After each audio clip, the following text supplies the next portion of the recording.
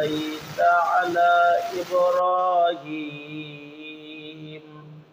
وعلى آل إبراهيم إنك حميد مجيد اللهم بارك على محمد وعلى آل محمد كما باركت على إبراهيم وعلى آل إبراهيم إنك حميد مجيد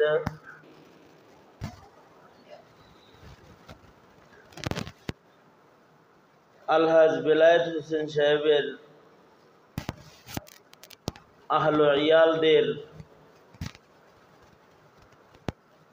মরহুমদের মাগফিরাত এবং বা হায়াত যারা আছে তাদের বরকতপূর্ণ জীবনের বরকতের দোয়া কামনায় আমাদের প্রিয় ভাই সাংবাদিক আব্দুর রাজ্জাক ভাইয়ের আয়োজনে আয়োজিত মাহফিলের মোহতারাম সাদার, আমার শ্রদ্ধাভাজন বড় ভাই ও মুরব্বী বিশিষ্ট শেখুল হাদিস পীর কামিল মুর্শিদে মুকাম্মিল উস্তাজুল আসাতিজা আল্লামা আনোয়ারুল ইসলাম দামাত বরকাতুহুমুল আলিয়া, উপস্থিত দিগার বুজুর্গ হাজরাত উলামায়ে কেরাম, সম্মুখপানে সমবেত দিন প্রিয় ইসলাম প্রিয় দিনদার ইমানদার মুমিন মুসলমান ভাইয়েরা, পর্দার আড়াল থেকে আলোচনায় শামিল মা বোনেরা, বিকাল দুপুরের পর থেকে শুরু করে এ পর্যন্ত মুহাক্কিক হযরত উলামায়ে কেরাম কিমতি কথা কোরআন ও হাদিসের নসিহা আপনাদেরকে শোনাইছেন। সবার শেষে আমি আপনাদের সামনে বসে গেছি সালাতুল মাগরিবকে সামনে করে খুব সংক্ষিপ্ত সময়ে মোহতারাম বড় ভাই সভাপতি সাহেবের নির্দেশে কিছু বলবার ইরাদায় আপনাদের সামনে কোরআনে কারীমের অধিক পঠিত তিলাওয়াতকৃত একটি দোয়া মিশ্রিত আয়াত আপনাদের সামনে তিলাওয়াত করেছি। হাদিসের অংশ বিশেষ আপনাদের সামনে পেশ করেছি। এইগুলো সামনে করে খুব সংক্ষেপে কিছু কথা, কোনো ভূমিকা ছাড়া আমি যেই সবকটা আপনাদের সামনে তাকরার করতে চাই, আমি ওই দিকে প্রবেশ করতেছি। এই পৃথিবীর যত সৃষ্টি আছে, আল্লাহ পাকের সকল সৃষ্টির ভেতরে শ্রেষ্ঠ হলো ইনসান, মানুষ। ওয়ালাকাদ কাররামনা বনি আদম, মানুষের চেয়ে দামি কোনো সৃষ্টি নাই। মানুষের ঘরেই জন্ম হয়, এ কারণে দুনিয়ার মানুষের ঘরে মানব সম্পদের চেয়ে দামি কোনো সম্পদ নাই। একজন মানুষের জন্য তার ঘরে তার খানদানে সবচেয়ে দামি সম্পদ হলো মানব সম্পদ। এ কারণে কারোর নসলে যদি মানব সম্পদ জন্ম না হয়, কেউ যদি নিঃসন্তান হয়, আর যদি সে 1000 কোটি টাকার মালিকও হয়, তো তার 1000 কোটি টাকা বিফলে পড়ে রয়। একটা মানব সম্পদ ঘরে না থাকার কারণে তার অর্থকড়ি সব রেখে অন্যের হাতে দিয়ে তার কাফন পড়ে কবরে চলে যেতে হয়। একটা মানুষের জীবনে সবচেয়ে দামি সম্পদ হলো মানব সম্পদ। সবচেয়ে দামি দৌলত হলো তার ঘরে তার সন্তান সন্ততি। এটা হলো তার সবচেয়ে ঈমানের পরে প্রাপ্ত নিয়ামতের ভেতরে সবচেয়ে দামি নিয়ামতগুলোর ভেতরে অন্যতম একটা নিয়ামত। এই কারণেই ঘরের সন্তান যেন, নসলের আওলাদ ফরজন্দ যেন সত্যিকারের মানুষ হয়, এই কামনা বাসনা প্রত্যেক মুমিনের হৃদয়ে এবং প্রত্যেক মুমিনের জবানে এর দোয়াটাকেও আল্লাহ তাআলা উত্তম গুণ হিসেবে আল্লাহ তাআলা বর্ণনা করেছেন। যারা তাদের নসলের মধ্যে নেক সন্তান আল্লাহর কাছে চাইবে, আল্লাহ পাক এই নেক সন্তান চাওয়ার গুণের কারণে আল্লাহ বান্দাকে ইবাদুর রহমান, আল্লাহ পাকের গোলামের মর্যাদা দান করবে। মানুষ তার খানো দানের ভেতরে নেক সন্তান চাইবে, এটা কার পছন্দ? দেওয়া না দেওয়া কার ইচ্ছা? কিন্তু চাওয়াটা আমার চাইতে হবে, তিনি দিলে দিবেন, না দিলে না দিবেন। শুধু যদি কেউ চায় তাতেও আল্লাহ তাআলা তাকে আল্লাহর প্রিয় বান্দা হিসেবে গণবেন। আল্লাহু আকবার বলেন। কারণ চাইলেই তো সন্তান পাওয়া যায় না। সন্তান কার দান? জোরে বলেন। সন্তান মাজার, কবর, খাজার দরবারে গেলে পাওয়া যায়? সন্তান কার কাছে চেয়ে নিতে হয়? আল্লাহর কাছে চেয়ে নিতে হয় সন্তান, কারণ তিনিই সন্তান দাতা। তিনি যদি কোনো পিতা মাতাকে দেন তো পায়, না দেন তো বঞ্চিত হয়ে যায়। যাকে ছেলে দেন তার ছেলে হয়, যাকে মেয়ে দেন তার মেয়ে হয়, যাকে শুধু ছেলে দেন শুধু ছেলে হয়, শুধু মেয়ে দেন শুধু মেয়ে হয়, ছেলে মেয়ে উভয় দেন তো সে ছেলে মেয়ে উভয় নিয়ামতের মালিক তার জীবনে সে হয়ে যায়, তার ছেলে সন্তান হয়। আর যদি না দেন তাহলে নিঃসন্তান ছেড়ে দেয়। এ কারণে সন্তান আল্লাহর কাছেই চাবে, সন্তান সন্ততি আল্লাহর কাছে চাওয়া, কারণ তিনি সন্তান দিতে বিয়ে শাদিও লাগে না।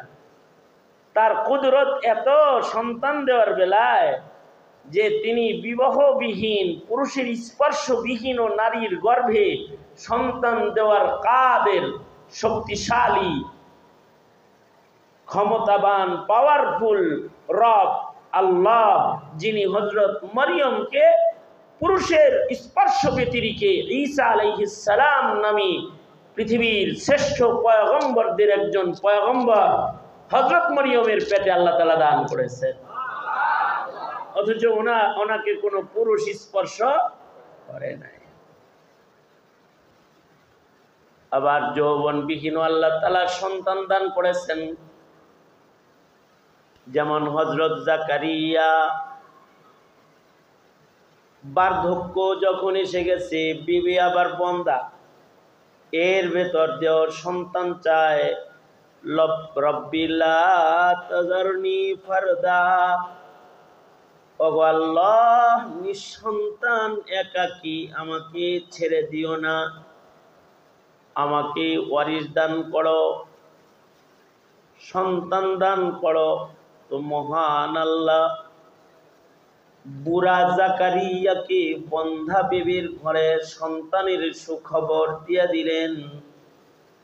ইন্নী নুবাশশিরুকা বিগুলামিন ইসমুহু ইয়াহইয়া।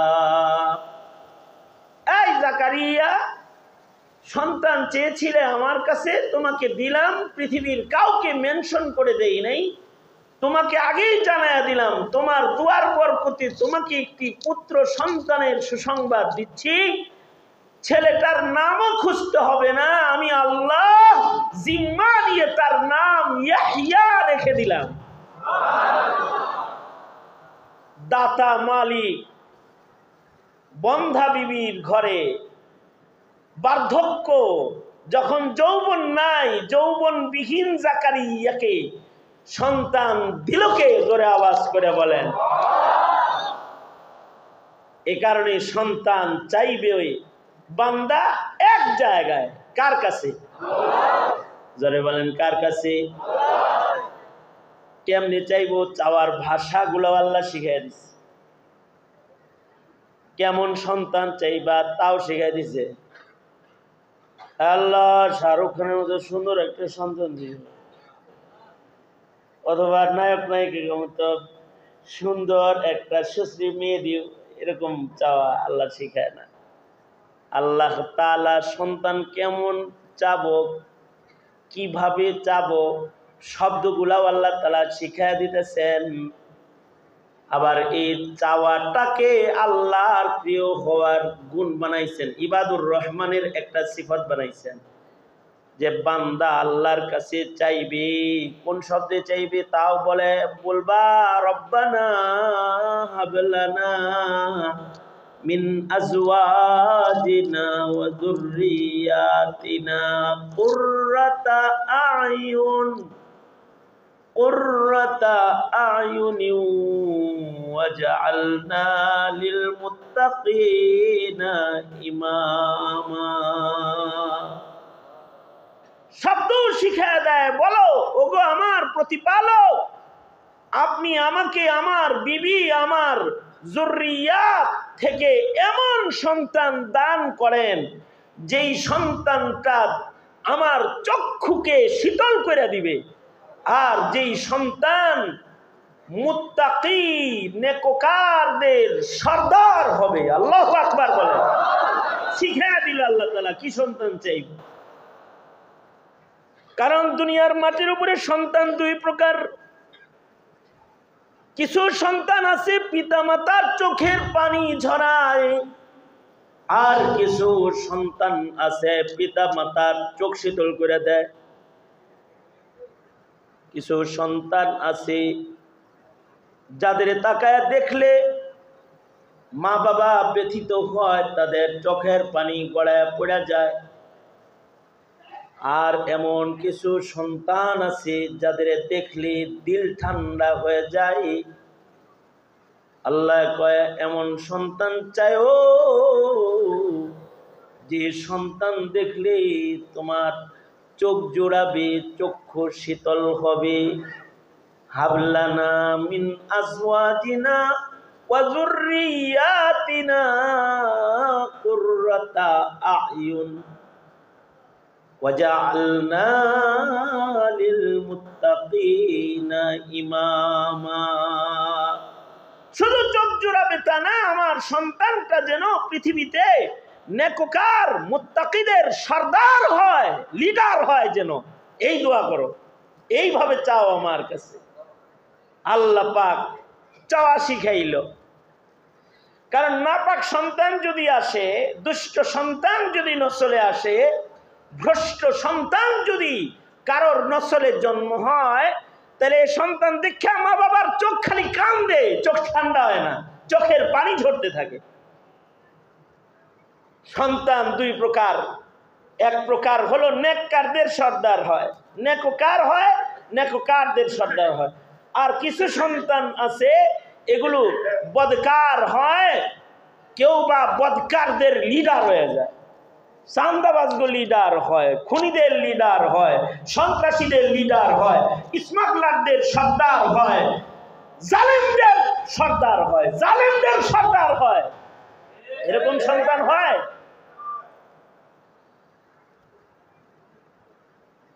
কিছু সন্তান আছে এগুলো পরিবারে আসলে পরিবার ধ্বংস হয়ে যায়।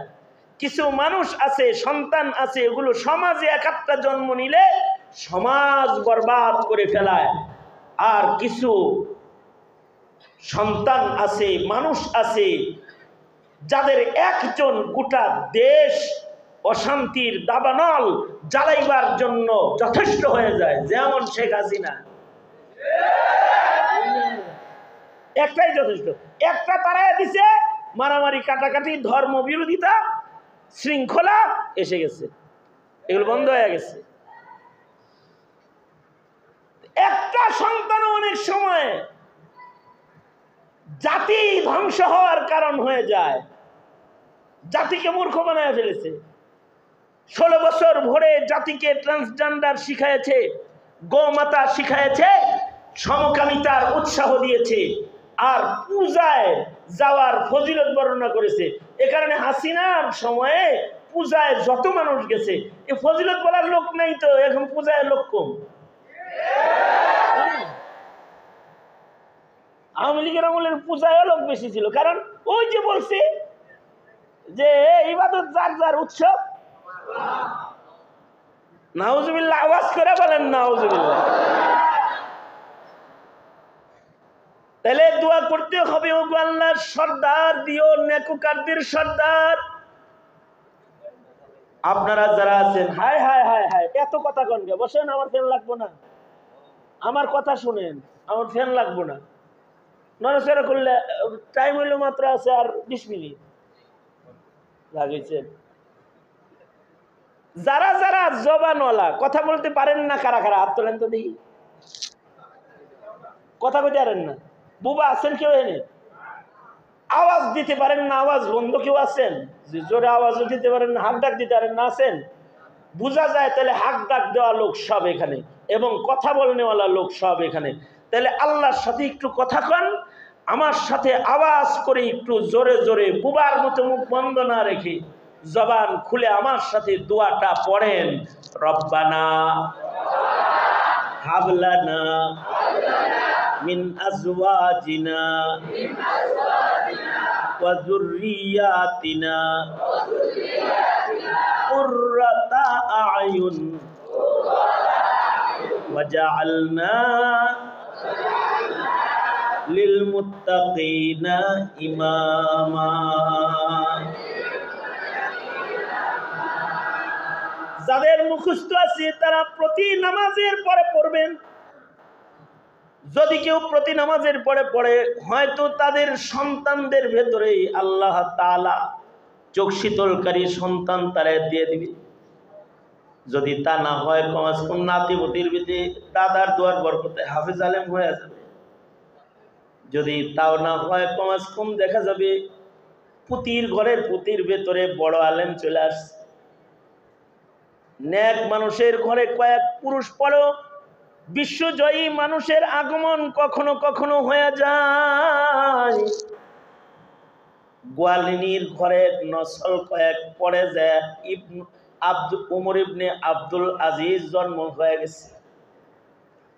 নেক দুয়ার নেককারীর নসলের ভেতরে মহান আল্লাহ নেককার সন্তান পাঠায় দেয় দুয়ার বরকত।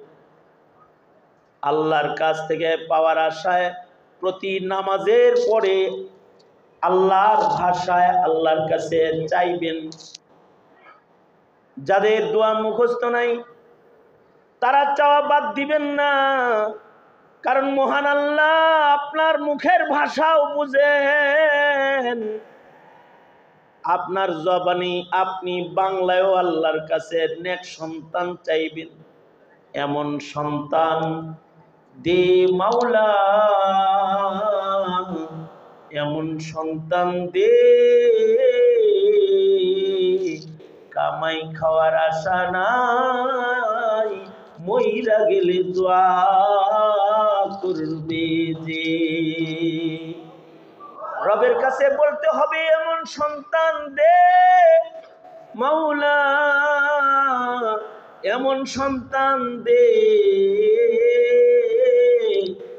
কামাই খাওয়ার আশা নাই, আমি মরে গেলে দোয়া করবে যে। নিজের বাংলা ভাষায়ও যদি কেউ আল্লাহর কাছে চায়, সেটা আল্লাহর কাছে পছন্দের। কারণ সন্তানটা যদি নেক হয়, তাহলে পিতার জন্য এই সন্তানটা দুনিয়া ও আখিরাতের বরকতের কারণ। নেক সন্তানকেই সন্তান হিসাবে গণনা করা যায়, বদ সন্তানকে সন্তান হিসাবে গণনা করলেও মুসিবত আছে। বদকার, বেঈমান, বেনামাজি, বদাখলাক এটারে ছেলে হিসাবে পরিচয় দিলেও মুসিবত আছে, কারণ এর দায় পিতামাতাকে নিতে হবে ময়দানে মাহশারে। আল্লাহ পাকের নির্দেশ হলো সন্তানগুলোকে দোজখে ফেলো না, কু আনফুসাকুম ওয়া আহলিকুম নারা আলা কুল্লুকুম রাইন ওয়া কুল্লুকুম মাসউলুন আন রাইয়াতিহি। নবী বলেন, তোমাদের কাছে সন্তান আছে, তোমরা কিন্তু রক্ষক, যার যার জায়গা থেকে দায়িত্ব সম্পর্কে তোমরা আল্লাহর আদালতে কিবরিয়াতে জিজ্ঞাসিত হবে। কিন্তু এ কারণে চালাকরা বদকাররে সন্তান গণেও না। এক হাজী সাহেবের সাথে মক্কাতুল মুকাররমাতে মোলাকাত, একই রুমে থাকি, তার মেয়ের জামাই পাশের রুমে থাকে, ফল টল কাইটা নাস্তা পানি লয়া নিজের শ্বশুর আব্বারে খাওয়াইতে জামাই ভেতরে ঢুকছে, জানে আমিও আছি, আমারও খাওয়াইব, নাস্তা মাস্তা লয়া রুমে আইছে। শ্বশুর নিজের মেয়ের জামাইয়ের সাথে আমারে পরিচয় করায় দেয়, হুজুর এইটা আমার ছোট মেয়ের জামাই। আমি তাকায়া চায়া দেখি যে ইনি সুন্নতি লিবাস, সুন্নতি পাগড়ি, সুন্নতি দাড়ি, সুন্নতি আকৃতি, এই যে দেখাই আমার ইয়াকিন হইছে মাশাআল্লাহ কোন মাদ্রাসার শাইখুল হাদিস হবে হয়তো। তা আমি ডরে ভয়েই জিজ্ঞেস করছি, ভাইজান কোন মাদ্রাসার খাদেম?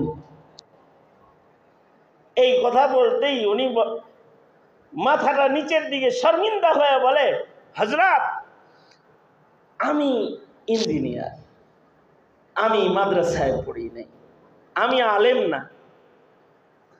দাওয়াত ও তাবলীগের নিসবতে আর আল্লাহ ওয়ালাদের সোহবতে আল্লাহ তাআলা আমার এই রংটা দান করছেন, এটা আসল রং না, এটা নকল। এই কথা বলছে আর তার চোখ পানি টলটল টলটল করতেছে।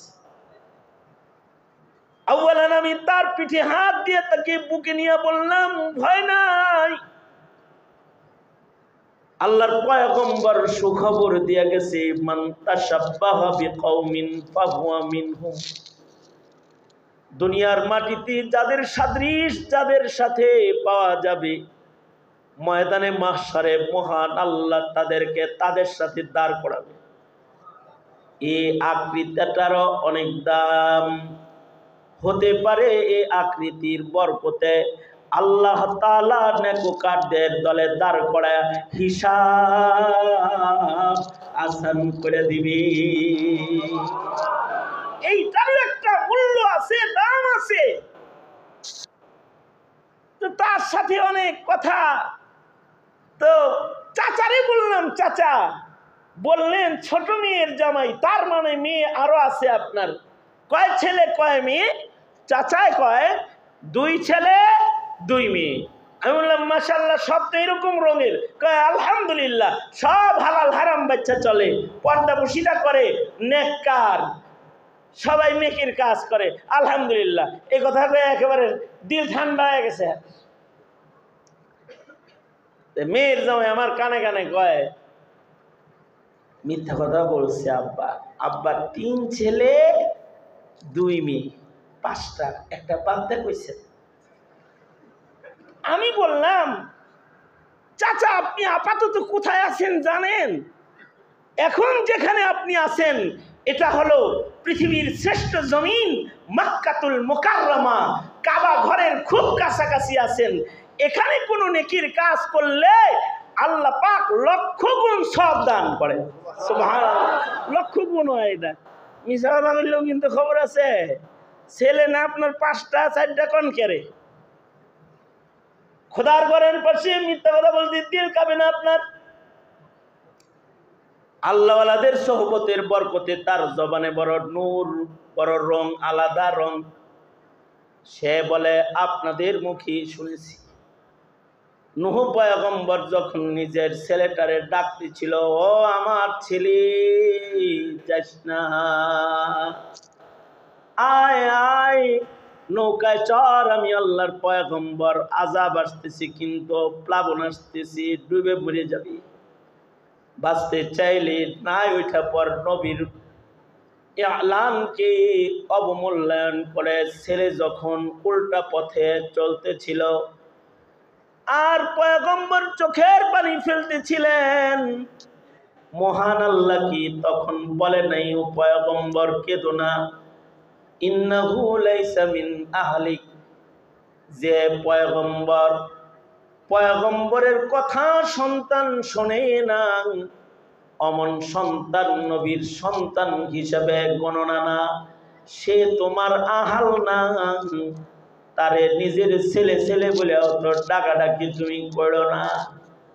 আল্লাহ তাআলা তো যে সন্তান হিদায়াতের উপরে নয় তাকে আহাল থেকে বের করে দিয়েছে। খোদার ঘরের কাছে বসে বসে যে সন্তানের ঈমান আমল ঠিক নাই, ওস্তাদ যে হুজুর গো ওই সন্তানকে নিজের সন্তান কই না মক্কার জমিনে সাক্ষী বানাইতে আমার ডর লাগে। না জানি হাসরের মাঠে সন্তান সম্পর্কে জিজ্ঞাসা করলে আমি আসামি হয়ে দাঁড়ায় যাই। এ কারণে ভয়ে নিজের সন্তান করি না। তার মানে হলো সন্তান যদি বদকার হয় তারে গণনা করলেও, সন্তান গণনা করলেও বাবার লস। আর যদি সন্তানটা নেককার হয় তাহলে এমন নেককার সন্তান দুনিয়ায় রেখে গেল বাবার কবরে লাভ।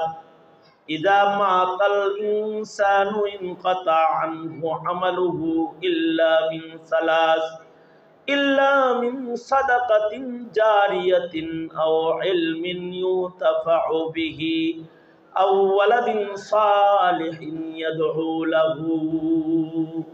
একটা নেক সন্তান কেউ রেখে গেল তো কবরে তার সন্তানের কৃত নেকের কাজের অংশ গুরুস্থানে আধার ঘরে ডেলি যাইতে থাকবে। আল্লাহু আকবার বলেন, ডেলি করতে থাকবে। আর যদি সন্তান বদকার হয় তাইলে কবরেও মুসিবত, হাসরে তো মুসিবত আছে। সন্তানেরাই বলবে আল্লাহ এই বাবা দিন শিখায় নাই, এর আগে ধরো। এ কারণে হযরত থানবী বলেন কপাল পুরা বাবা আছে দুই গ্রুপ আর সফল বাবা আছে এক গ্রুপ। তার মানে বাবা মোট তিন প্রকার। এক প্রকারের বাবা হলো যারা সন্তান জন্মের পরে শুধু সন্তানকে খাওয়ায়া বড় কইরা জমিনে ছাইরা দেয়। এটা কি গাঞ্জুটি হইল নাকি বাবাখর হইল নাকি ইয়াবাখর হইল, বাপের এটা খেয়াল করে দেখার সৌভাগ্য হয় না। আছে না নাই? কথা কান আছে না নাই? এরা হলো সমাজের ও আল্লাহর কাছেও সর্বনিকৃষ্ট ধিকৃত পিতার গোষ্ঠী। আর আরেক প্রকারের নিকৃষ্ট পিতা হলো যারা সন্তানদেরকে শুধু ভরণ পোষণ লালন পালন করে না, শিক্ষাও দেয়, মগর শিক্ষাটা সুশিক্ষা দেয় না, তাদেরকে কুশিক্ষা দিয়ে দেয়। বহু সন্তান এমন আছে পিতা খ্রিস্টানদের স্কুলে ভর্তি করে খ্রিস্টান বানায় লাইছে। সন্তানকে বিদেশের ডিগ্রিধারী শিক্ষিত বানাইতে বিদেশ পাঠায় খ্রিস্টান বিয়া করাইছে। যেমন আমাদের সাবেক প্রধানমন্ত্রীও তাদের ভিতরে একজন। সন্তানকে শিক্ষিত বানাইছে কিন্তু হালাল হারামের তমিজ বুঝাইল না, জায়েজ না জায়েজ বুঝাইল না। শিক্ষিত বানালো কেউ সন্তানকে, সন্তানকে খাওয়াইছে পড়াইছে শিখাইছে কিন্তু সুশিক্ষা শিখায় নাই, তাকে কুশিক্ষা শিখাইছে। এমন শিক্ষিত সন্তানগুলাও সমাজের ও পিতামাতা ও দেশের কারোর জন্য উপকারী হয় না। এগুলো শিক্ষিত হওয়ার পরেও এগুলোই হয় সমাজের শিক্ষিত শয়তান, শিক্ষিত চোর, শিক্ষিত ডাকাত, শিক্ষিত শিক্ষিত জালেম, শিক্ষিত মুনাফিক, শিক্ষিত বেঈমান। শিক্ষিত বেঈমান এগুলো। আর সফল পিতা হলো তারা যারা তাদের সন্তানকে জায়েজ না জায়েজ শিখায়, ভালো মন্দ শিখায়, মা বাবার খেদমত শিখায়, জনতার খেদমত শিখায়, মুআমালাত শিখায়, মুআশারাত শিখায়। এরা হায়াতে বাবা মার চোখ শীতল করে আলায়, কবরে গেলে বাবা মার কবর আলোকিত করে ফেলায়, ময়দানে মাহশারে এরা শাফাআতকারী হয়ে বলবে, আল্লাহ বাবা মাকে দাও, তাছাড়া তোমার জান্নাত আমি নেব না, আল্লাহ নেব না, এদের দাও আমার সাথে। এটা হাসরের মাঠে দাঁড়ায় বলবে। এই কথাটা আপনাদেরকে বুঝাইতে ছোট্ট 2 মিনিটের একটি বর্ণনা পত্রিকার ভাষা আপনাদের মাঝে পেশ করে আমি আমার আলোচনা শেষ করব। সৌদি আরবের রিয়াদ শহরে একটা দৈনিক পত্রিকা বের হয়। পত্রিকাটার নাম হলো আর রিয়াদ। পত্রিকাটার নাম কি? আর রিয়াদ পত্রিকা। এই আর রিয়াদ পত্রিকায় একবার এক সাক্ষাৎকার এসেছে, বিচারপতির সাক্ষাৎকার। এই পত্রিকার বিচারপতির সাক্ষাৎকার পড়ে গোটা সৌদি আরব কেঁদেছে। বিচারপতি সাক্ষাৎকার দিয়েছে, গতকালকে আমাকে একটা বিচার বড় কাঁদাইছে। কেমন বিচার? যে বড় ভাই ছোট ভাই ঝগড়া লাগছে, ছোট ভাই বড় ভাইয়ের নামে আদালতে মামলা দিছে। আমাদের দেশের ছোট ভাইরা বড় ভাইদের নামে মামলা দিলে মামলা দেয়। মহামান্য আদালত আমার বড় ভাই ঘুমের বড়ি খাওয়া আমার বাবা মার টিপ লয়া জমিন লেগেছে। মহামান্য আদালত আমার বড় ভাই আমার সম্পদ দখল করছে, আমাকে ধোকা দিয়েছে, এইগুলা হয় ছোট ভাই আর বড় ভাইয়ের মামলা। কিন্তু বিচারপতি বলে, আমার কাছে গতকাল একটা মামলা এসেছে, যে মামলা ছোট ভাই করেছে বড় ভাইয়ের নামে। ছোট ভাইয়ের দাবি হলো, বড় ভাই 20 বছর মার খেদমত করেছে, আমার খেদমত করেছে, আমি আজ কামাই রুজি শিখেছি, বড় চাকরি, বড় গাড়ি, বড় বাড়ি আমার হয়েছে, আমার বাপ নাই, শুধু মার সম্পদটা আছে। এই মায়ের কোনো সম্পদ নাই, শুধুই মাত্র একটা স্বর্ণের আংটি আছে। সম্পদের লোভে নিজের মাকে আমি চাই না আদালত। আমার বড় ভাই আমার মার পেশাব পায়খানা পরিষ্কার করার সুযোগ আমাকে দেয় না, সে একা একাই মার খেদমত করে, আর আল্লাহর জান্নাতটা একা একা লয়ে লইতেছি। আদালতের কাছে আমি চাই, আমার মায়ের পায়ের নিচে মহান আল্লাহ আমার জান্নাতটা রাখছে। আল জান্নাতু তাহতা আকদামিল উম্মাহাত।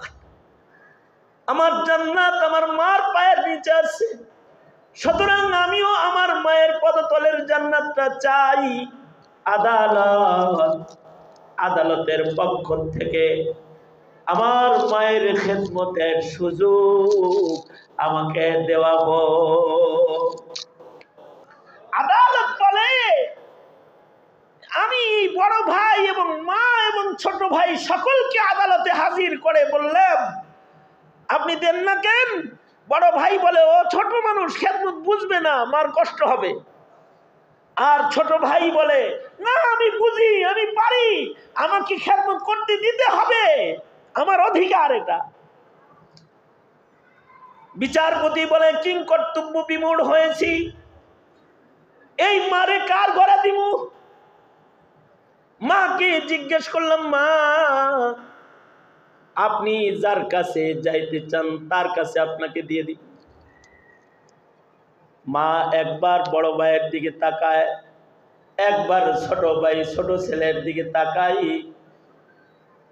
বড় ছেলের দিকে তাকাইলে বড় ছেলে হাত পাইতে রয়েছে। মা কঠিন কালেও কিন্তু আমার ঘরের কথা মানা করো না মা, আমি আমার জীবনের শেষ মুহূর্ত তোমার খেদমতটা তোমার কাছে ভিক্ষা চাই। ছোট ভাইয়ের দিকে তাকায় তো ছোট ছেলে বলতেছে, মা তোমার পায়ের নিচে জান্নাত, আমারে কি তোমার জান্নাতটা দিবা না? পায়ের নিচেটা মা আমি তোমার খেদমত করতে চাই, আমার কাছে যাবা, আদালতে বলো। আদালত মাকে জিজ্ঞেস করেছে কার কাছে যাবা, মা খালি ছোট ছেলে বড় ছেলের দিকে তাকায় কাঁদে, কিন্তু কোন ছেলের কাছে সে থাকবে এটা বলার ভাষা মায়ের নাই। আদালত মানে আমি জিজ্ঞেস করলাম, বড় ভাইকে জিজ্ঞাইলাম তোমার কামাই রুজি কত? সে বলে মাসে এত। তোমার ঘরের রুম কয়টা? এতটা। তুমি অসুস্থ, তোমার বয়স বেশি, তোমার ছোট ভাইয়ের কামাই কত? তোমার কামাই কত? আমার কামাই, তার কামাই 3 গুণ, তার বাড়িও অনেক বড়, সুতরাং তুমি অনেক দিন খেদমত করেছ, তোমার উপরে আদালত রহম করতেছে। অসুস্থ মায়ের খেদমতে অর্থ করি ও প্রশস্ত বাড়ি ব্যবহারের জন্য আপাতত মাকে ছোট ভাইয়ের ঘরে আদালত দিয়ে দিল।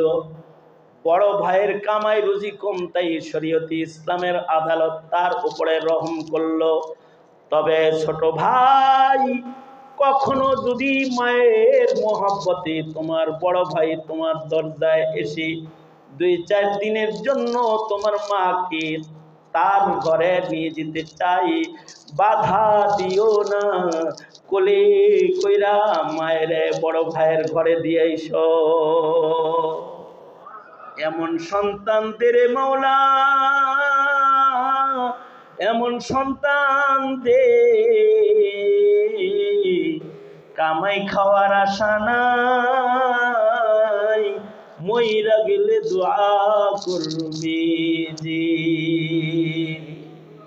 মহান আল্লাহ ওই কথাটাই বলেন, আমার কাছে হার বেলায় তোমরা বলবা রব্বানা হাবলানা মিন আজওয়াজিনা ওয়া যুররিয়াতিনা কুররাতা আ'য়ুন ওয়াজআলনা লিল মুত্তাকিনা ইমামা। সাংবাদিক আব্দুর রাজ্জাকের উপরে আমি এতটাই খুশি হয়েছি, আর আসরের নামাজের পরে আমার হাত ধরে বলতেছিল, হুজুর দিল থেকে আমার আলী মুর্তাজাকে একটু দোয়া দিয়ে যান, ও যেন আমার পরে আমার নাজাতের কারণ হয়, আমি আর কিচ্ছু চাই না। এই কথাটাই বলেছে।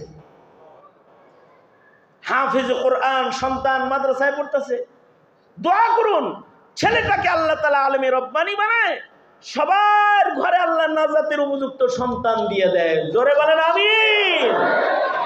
আলহামদুলিল্লাহি রাব্বিল আলামিন, والصلاة والسلام على سيد الأنبياء والمرسلين محمد وعلى آله وأصحابه أجمعين।